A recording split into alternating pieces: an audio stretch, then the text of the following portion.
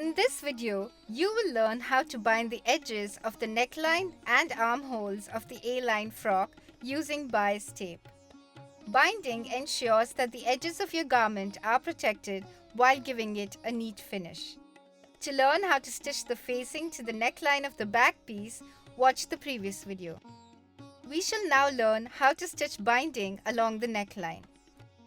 Place a strip of bias tape against the wrong side of the front piece and align it along the raw edge of the neckline. We shall now stitch the edges together all along the front neckline. Start with a reverse stitch less than 1/4 inch from the edge and proceed along the neckline. Stitch slowly and carefully around the curve, always keeping the edges aligned as you progress. Remember not to stretch the material to prevent it from losing its shape. Continue stitching at an even distance from the edge of the neckline. When you reach the end of the seam, cut the thread. Cut the remaining bias tape as well. One edge of the binding tape has been attached to the wrong side of the back piece. We shall now fold the free edge of the bias tape inward against the right side of the front piece as shown. Fold the raw edge again to make a double fold. Place one end of the neckline under the needle and start stitching the double folded bias tape to it. Stitch slowly and stop whenever you need to adjust the binding. Stitch as close to the folded edge as you can. When you reach the other end of the neckline, stitch off the edge and cut the thread. Cut excess binding at both ends as well.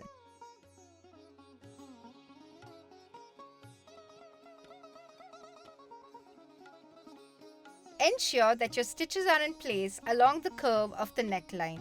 This is how it should look on the right side of the fabric.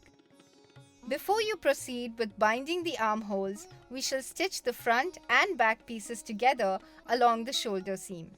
To do this, place the back piece on top of the front piece, right side down as shown.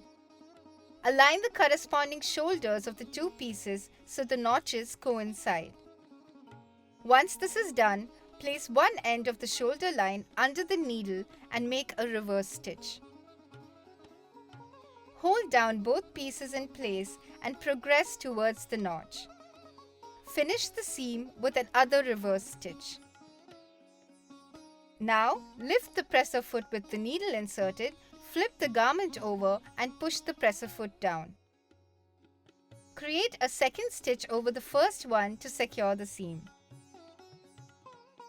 Reverse stitch, cut the thread and repeat the process on the other shoulder.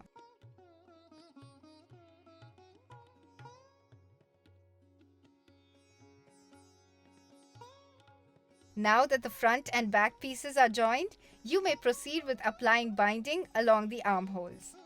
Spread the garment on the table, wrong side up, and align a strip of bias tape to the raw edge of the armhole. Make sure that the bias tape is long enough to cover the entire curve. Start stitching less than 1/4 inch from the edge along the armhole curve. Stitch slowly around the curve and stop whenever you need to adjust the bias tape. When you reach the other end of the armhole, cut the thread.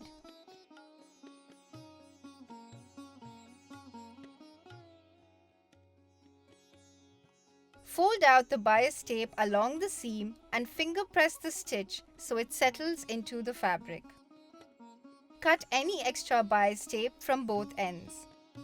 Repeat the step on the second armhole and turn the fabric over to the right side. As we did before, fold the free edge of the bias tape inward against the right side of the fabric. Place one end of the armhole under the needle and stitch the binding in place.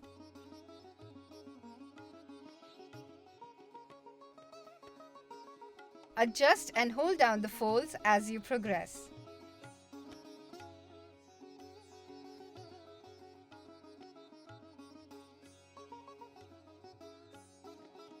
When you reach the end, cut the thread and repeat the same steps to finish binding the other armhole.